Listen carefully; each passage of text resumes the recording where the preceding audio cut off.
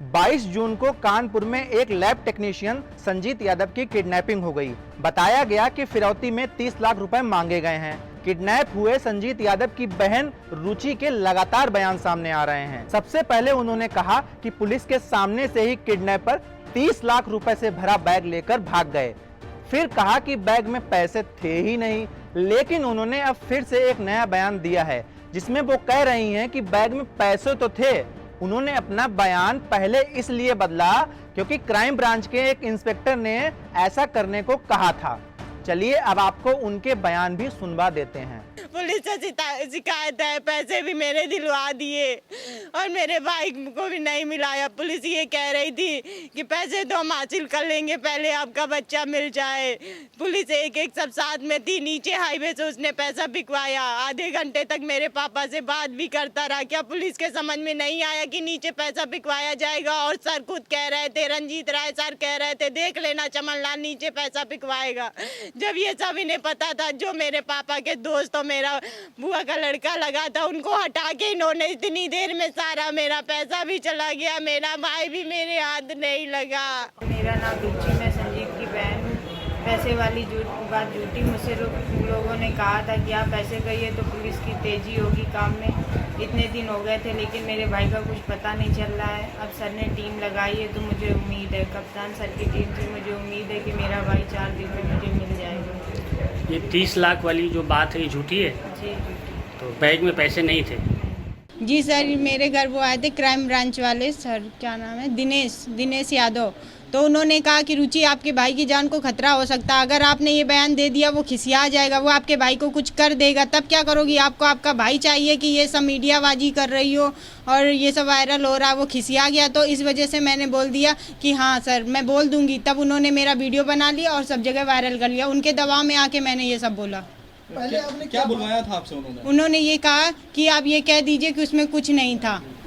अच्छा, तो क्या उन्होंने आपको क्या समझाया था पूरा? उन्होंने पहले हमको ये समझाइए कि आप ये कहिए कि उसमें पैसा नहीं था और नहीं तो आपके भाई की जान को खतरा हो जाएगा, वो आपके भाई के साथ कुछ भी कर सकता है, आपको आपका भाई सुरक्षित चाहिए ना। तो मैंने कहा हाँ मुझे मेरा भाई चाहिए, मुझे और कुछ नहीं चाहिए। तो कहते ठीक है तो फिर ऐसा ही बोलना। अच्छा ये बताइए, आप सच बताइएगा आप कि क्या उस बैग में पैसे थे या नहीं थे? जी थे।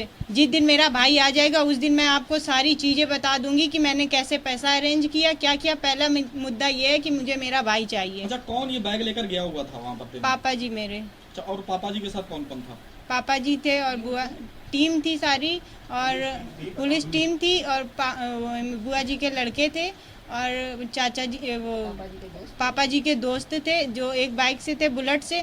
उन लोगों का हटना हुआ। जैसे ही वो लोग आए उनके फ़ोन आ गया था, मैं अंकल के नातिन की तबीयत खराब हो गई थी, वो हट गए। उतनी देर में इन लोगों ने सारा काम करा दिया, पैसे भी चले गए, वो पकड़ा भी नहीं गया। अच्छा, ये पुलिस टीम में कौन कौन था क्या मालूम है आपको? जी, रंजीत राय सर थे और टीम थी, क्राइम वाली टीम थी, कप्तान की टीम कोई लगी हुई थी, ये मुझे नहीं पता है। 15 लोग बताए जाते हैं, अब कितने लगे थे मुझे नहीं। तो सुना आपने रुचि किस तरह से अपने बयानों को लगातार बदल रही है। फिलहाल आपको बता दें कि इस मामले में इंस्पेक्टर रणजीत राय को एसएसपी ने सस्पेंड कर दिया है। तो वहीं दूसरी तरफ रुचि के एसएसपी ऑफिस के सामने रोने को लेकर एसपी साउथ अपर्णा गुप्ता ने भी सफाई पेश की है।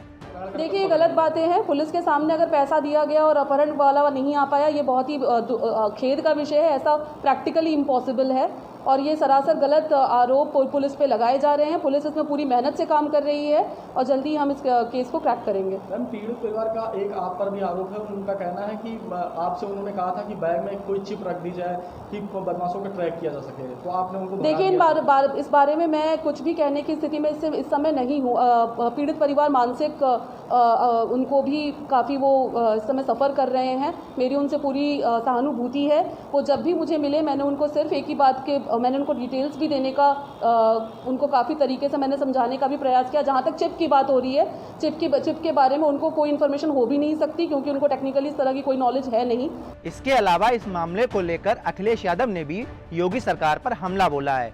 उन्होंने ट्वीट करते हुए कहा था कि कानपुर में अपहरण की घटना के बाद बेबस व मजबूर परिजनों द्वारा सूचित करने के बावजूद पुलिस के सामने से ही फिरौती की रकम ले जाने वालों के ऊपर आखिर किसका हाथ है?